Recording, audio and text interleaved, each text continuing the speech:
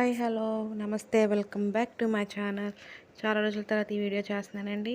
ఇదేంటంటే rainy season కదా, కొంచెం తొందరకి కోల్డే చేస్తుంది కాబట్టి తలకాయ మాంసం అయితే తీసుకొచ్చానండి మీ ముందుకి. చూడండి, తలకాయ మాంసం నీట్గా శుభ్రంగా కడిగి పక్కన పెట్టుకోవాలండి.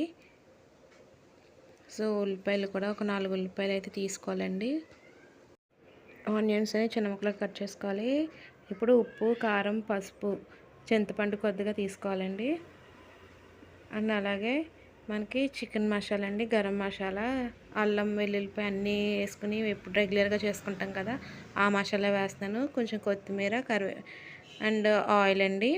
ఆయిల్ కూడా తీసుకుని 4 టేబుల్ స్పూన్ ఆయిల్ అయితే సరిపోతుంది.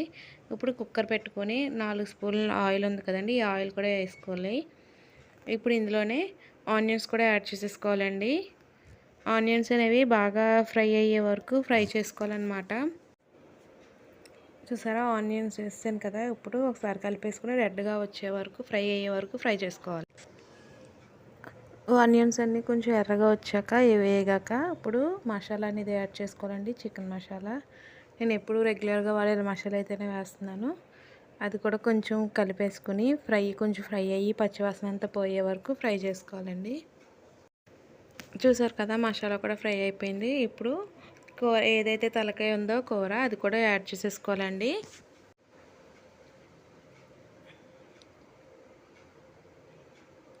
చూసారు కదా, కర్రీ అంతా వేసేసుకున్నాక ఒకసారి పైకి కిందకి కలుపుకొని కొంచెం సేపు అయితే మగ్గించుకోవాలండి. ఇప్పుడు ఉప్పు, కారం, పసుపు ఇవి కూడా యాడ్ చేసేసుకుని ఒకసారి కలుపుకోవాలండి బాగానే. చూసారు కదా, మొత్తం కలిపేసుకున్నాను, కూర అంతా కలిపేసుకుని ఇప్పుడు చింతపండు రసం అయితే ఏదైతే ఉందో ఆ చింతపండు రసాన్ని కూడా ఇందులో యాడ్ చేసేసుకోవాలన్నమాట.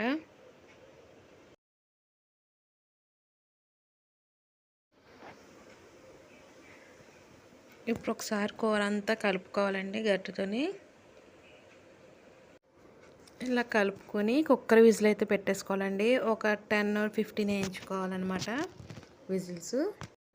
ఒక 15 విజిల్స్ అయ్యాక చూడండి, ఇప్పుడు కూర అయితే ఉడికిపోయిందండి.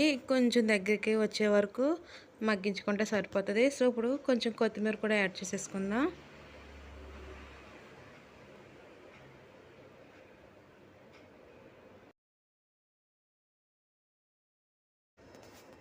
చూసారు కదా, కూర అయితే రెడీ అయిపోయిందండి. నాకు కొంచెం చిక్కగా కావాలన్నమాట. చాలామంది కొంచెం పులుసులా తింటారు, వాళ్ళకది కన్సిస్టెన్సీ అయితే సరిపోతుందండి. మేము కొంచెం చిక్కగా తింటాం కాబట్టి నేను కొంచెం చిక్కగానే చేసుకుంటున్నాను అనమాట. కొంచెం దగ్గరికి పెట్టాను. సో చూసారా, కర్రీ అయితే అయిపోయింది. ఇప్పుడు స్టవ్ అది కట్టేసుకొని సర్వింగ్ బౌల్లోకి తీసేసుకోవడమే. చూసారు కదా ఎంత బాగుందో కర్రీ. చూడటానికే కదండి, తినడానికి కూడా అంతే టేస్ట్గా ఉందన్నమాట. సో అందరూ ట్రై చేయండి. రైనీ సీజన్, కోల్డ్ అవి కాఫ్ ఉన్నా ఏ తలపోటు ఉన్నా అన్నీ తగ్గుతాయండి. ఇవి చాలా మంచి మెడిసిన్గా అయితే పనిచేస్తుంది. సో ఈ వీడియో మీకు నచ్చినట్లయితే లైక్ చేయండి, share and subscribe. Thank you for watching. Bye.